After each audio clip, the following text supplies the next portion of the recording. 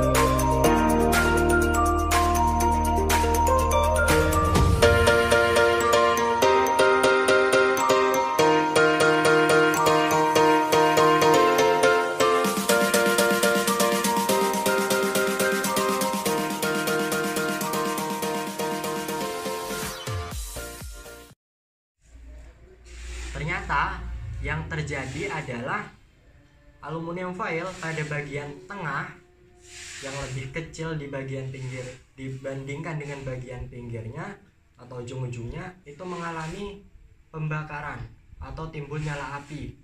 Nah, kenapa hal itu bisa terjadi ya? Silakan simak penjelasan berikut ini. Arus listrik mengalir dari potensial yang lebih tinggi ke potensial yang lebih rendah, atau dari kutub positif ke kutub negatif.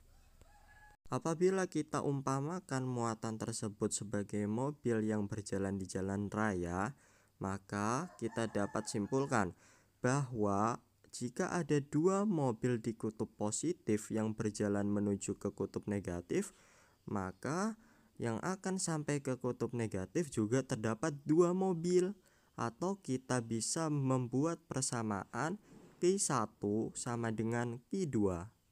Apabila ada jalan raya yang memiliki jalan yang lebih sempit di bagian tengahnya, tentunya akan memiliki suhu yang lebih tinggi dibandingkan dengan jalan yang lebih lebar. Hal ini dikarenakan gaya gesek yang terjadi pada jalan tersebut dapat dilalui oleh banyak sekali mobil. Kemudian di samping itu, jalan yang lebih kecil ini bisa menimbulkan kecelakaan sehingga mobil dapat terbakar. Lah, kok terus apa hubungannya dengan praktikum kita tadi ya? Hubungan antara sketsa mobil yang jalan di jalan raya akan dibahas di hasil praktikum. Nah, kemudian teman-teman juga sudah mengetahui apabila hambatan atau yang sering kita lambangkan dengan R itu berbanding terbalik dengan luasnya penampang. Apabila penampang semakin luas atau lebar, maka hambatannya pun semakin kecil. Dan apabila penampangnya semakin kecil, maka hambatannya pun akan semakin besar. Pada video tersebut dijelaskan bahwa jalan kita umpamakan sebagai aluminium foil pada praktikum tadi. Ketika luas penampang aluminium foil tersebut di ujung-ujungnya lebar, maka arus listrik yang masuk semakin besar karena hambatannya kecil dan menuju ke dalam penampang yang tengah yang sangat kecil, sehingga arus listrik yang masuk pun akan sama dengan arus listrik yang berada di tengah dan keluar nanti. Karena arus listrik yang besar inilah terjadi kebakaran.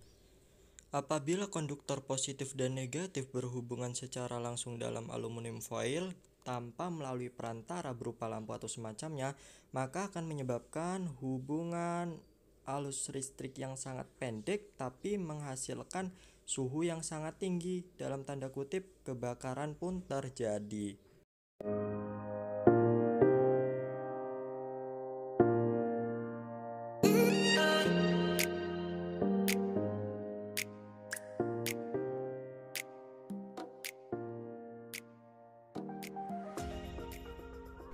Nah, kemudian apa ya hubungan antara konsleting listrik yang terjadi pada gambar sebelumnya dengan praktikum kita tadi? Nah, mari kita bahas penjelasannya.